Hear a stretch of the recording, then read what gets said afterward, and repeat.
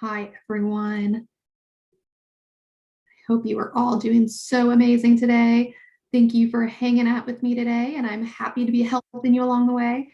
My name is Addie Buckley Burnell. I am the Associate Director of Career Development here in the University Career Center at Auburn University, and we are going to be talking about cover letters. Now, this was something that was live streamed yesterday and unfortunately was muted during the live stream. So we are doing a redo today. So in that case, we are going to be covering all fun things. Now, cover letters are something that I am very aware that nobody really likes to do. Nobody really enjoys doing a cover letter, but it is something that you will need to know how to do effectively. Many employers are incredibly dedicated to cover letters and very much want to know your story. So for that reason, we need to know how to do these effectively. So let's get started. Now, cover letters are not just simply a chance for you to write. Nobody just wants to hear you regurgitate information. Nobody wants to have a generic cover letter. Your cover letter is your marketing tool. This is not just your chance to say, hey, I'm applying for this job, or hey, I have a resume attached. That's not helpful. This is your marketing tool to show an employer your interest in them, your abilities and your experiences, and how they connect to a job. This is your chance to tell your story. So if you never get in front of that employer, this is your chance to actually let them know why you're qualified. That is not just maybe evident in your resume. This is your chance to persuade them to bring you into an interview. So remember, your resume is in your application, include your cover letter. They are there to get you an interview, to get you in front of this employer, to allow for you to sell yourself effectively. So use it as such. This is your chance. Show enthusiasm, show interest, and the worst thing you can do is make it generic. When we're talking about writing a cover letter, it is going to be very basic as far as the formatting goes. Your cover letter is going to have the same basic formatting as your resume as far as the header information. So use your contact information that you use for your resume and keep it consistent on your cover letter. That way it's kind of your own personal letterhead. This is your chance to be consistent and professional. So use your contact information. You are going to use the same font, size, and style. And that way, if these do get printed out, they look very nice and coordinated. Use the same margins and everything. So same margins and fonts and styles as your resume. We're going to have that same header information, and whether that includes your address is entirely up for you. That's not something that's required. The date and contact information that are listed here are going to be consistent with business ledger format. What that means is that you are going to space consistently for this information as you would in a business letter. So you would have your date at the top and the left aligned, right? You will also left align contact information for the person to whom this letter is being written. You need an actual human being for this. Now, I realize that sometimes you don't have that listed. You don't always know this information, and I know how frustrating that can be. You need to find out the name of the person that this person would be, this position would be reporting to. It could be the head of the department, the organization leader. It needs to be somebody who might actually have this letter in front of them. So if I am, going to be applying to Apple, I'm not writing this letter to Tim Cook. I'm writing this letter to the person that oversees the department that I am going to be working in. All right. So do your research. Worst case scenario, many companies have a switchboard that you can call to get the name of the department head, how to spell their name, their title, all of it. Look on the websites, look on LinkedIn, use CareerShift, do some investigating. All right. You need to find a person. For this piece, you're going to say Mr., Ms., Doctor, whatever the case may be, first and last name. You will have their position title, the full address of their organization. All right, so this takes up a good chunk of space. You will then address it to dear Mr., Ms., Doctor, whatever the case is, last name, colon. I know that colon always feels so funny to me because that's not typically how we think to write. We usually think of a comma, but you need a colon. And look at the spacing here. There's going to be blank lines of space in between, but the letter itself is single spaced. All right. Now, remember here, Mr. and Ms. Doctor, last name only. We're not going to have the first name in this one, although we did in the actual addressing of the letter. All right, so keep that in mind. If you don't know if it's Mr. and Ms. Doctor, find out. All right, if it is a hyphenated name, use the hyphenated name. Obviously, it's something that I'm particularly tuned to, but please don't call somebody with a hyphenated name by only one of those names. Use the full one and use appropriate connotation. So if it is a doctor, doctor, all right? If you don't know, if you think that the person could potentially be a doctor, err on the side of too much formality, all right? So this is the basic format. And you see here, this takes a good chunk of space, all right?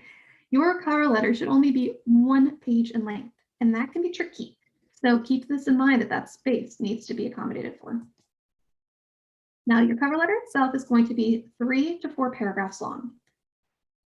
Very basic. The first paragraph, think of like the first paragraph of an essay. This is your introduction paragraph. This is going to be your setting up of the rest of the paragraph or the rest of the letter, all right? You are going to indent or not indent, depending on how you format this. If you are not having spaces between your paragraphs, you'll indent. If you are having spaces between your paragraphs, you will not indent. It's entirely up to you. You're going to include the name of the position to which you are applying, the organization name. You're going to want to catch their attention. If somebody has referred you to this position, you can name drop here. Be specific as to why you're interested in the position or how you meet the qualifications. So ask yourself, why do I want this job? That is what goes here. Now, flattery goes a long way, all right? When you think about all of this, think of it kind of similar to how you would approach asking somebody on a date. You're not just going to simply state, I want a job and therefore I'm applying for this one. Or I would like to work at Apple and therefore I'm applying for this specific job. Most people who are doing the hiring for an organization want you to be interested in that specific job, not just the organization. Now, the organization interest is good too, but you need to demonstrate interest and ability for that specific area. So make sure that you are doing so. Address the specific connections. Anything that you can to demonstrate your ability. This is going to be your chance to set up the rest of the statement of the whole entire letter. So when I say specifics, make sure that you're indicating that you actually sought out this information about the job. You did not just look on Indeed and found the job. Instead, talk about that you went directly to the company's website and sought the position. Okay, so first paragraph. The second paragraph or the second and third paragraph is the body of your letter, okay? When you think about the body, we're going to have your supporting evidence. Now, if it's 1 paragraph, great. If it's 2 paragraphs, that's okay too. This depends on your specific situation. But this is going to be the part where you're telling the story. This is going to be the part where you're not just simply regurgitating your resume. Instead, you're making the connections for them. Because this position, due to my ability or my demonstrated ability to do this at this organization, this position fits very much in line with my experiences, and I know I would be a contributing member of the team. You could talk about specific skills. The role of public relations coordinator requires a great deal of attention to detail and communication. I have demonstrated these abilities throughout my experience by all right, connect the dots. In case they don't ever see the connection, show them why your experiences and your education are going to help you in this role. This is also why you cannot use a generic cover letter. Generic cover letters tell the same story to everyone. They say the same thing to everyone, and every job and organization is different. So you need to make this letter different. You need to tailor it to the specific job, and don't just simply change out a job title. Don't just simply change out an organization name. I cannot tell you how many times I've received cover letters from applicants for positions in my office that have had the wrong organization name somewhere, the wrong title somewhere. It doesn't look good. So use some attention to detail, have someone else read this over, and remember, space is limited. So you cannot be too wordy. You need to be succinct and to the point. This needs to be a 1 page in length letter.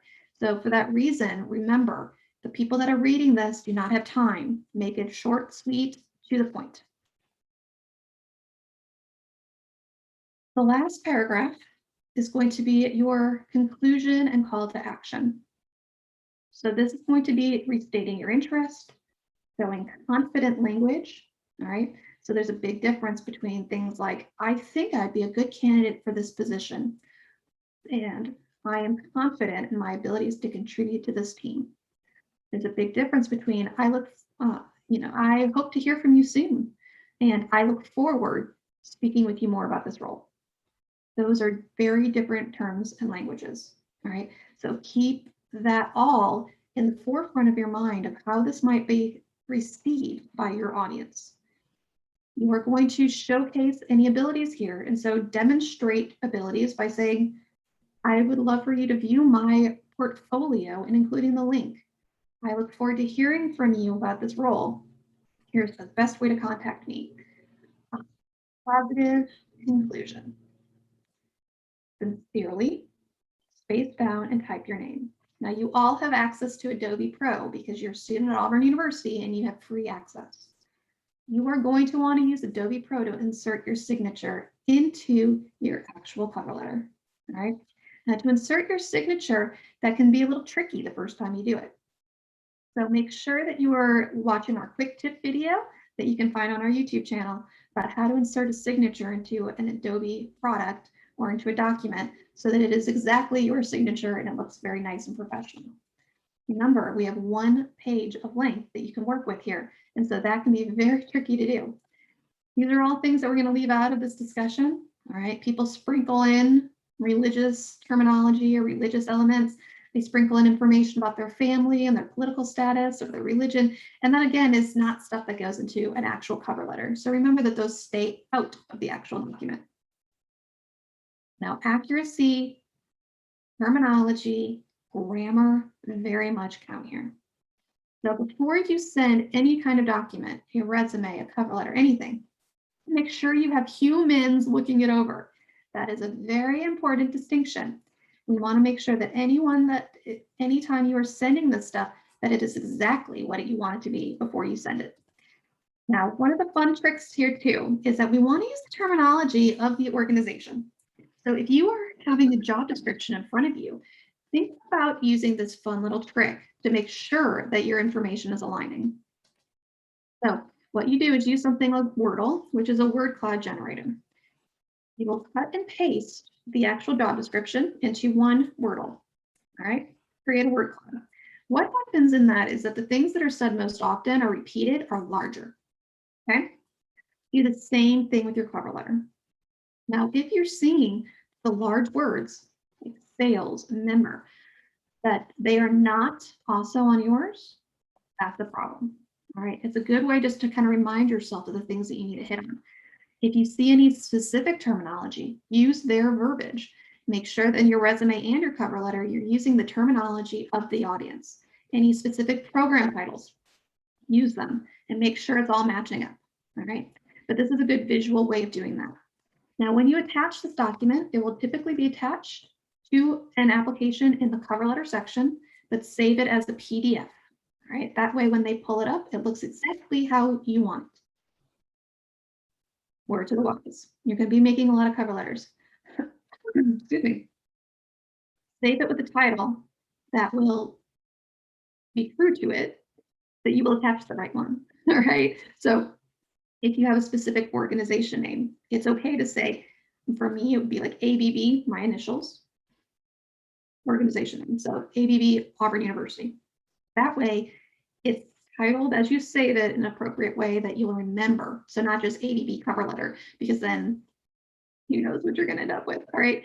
That way, you know exactly what's going where. Before you submit the application, check your resume, check your cover letter, make sure that they're the right ones.